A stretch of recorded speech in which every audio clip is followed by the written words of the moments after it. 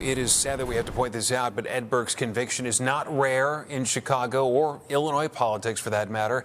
NBC5's Natalie Martinez here with a look back at the other lawmakers who have been convicted or pleaded guilty to corruption charges. Exactly. To your point, Stefan, sad, unfortunate, but true, right? I mean, scandal, corruption charges, indictments, they're not new to City Hall, specifically those we often find in the second floor council chambers.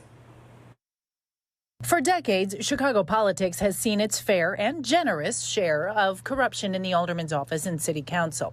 Since 1972, at least 37 aldermen have either pleaded guilty or been convicted of crimes related to official duties. Former 20th Ward Alderman Willie Cochran was sentenced to 1 year in prison in 2019 for using his ward charity for personal expenses like paying for gambling trips and fancy meals.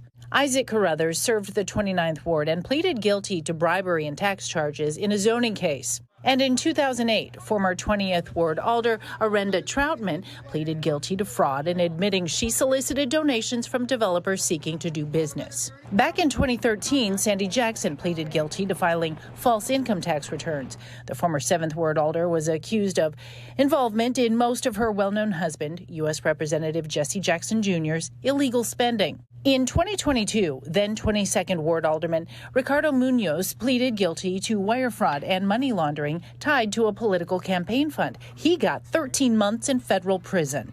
Even the governor's office has been hit by legal drama. Democratic Governor Rod Blagojevich was impeached and removed from office on federal charges of public corruption, sentenced to 14 years in federal prison in 2011. And Republican Governor George Ryan was sentenced to 6.5 years in prison in 2006. Again, public corruption charges.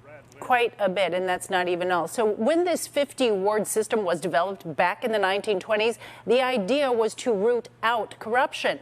Now, some argue that with Burke's trial and the conviction, the entire Chicago political machine is being scrutinized like never before. Allison. Quite a history we have. Thank you, Natalie.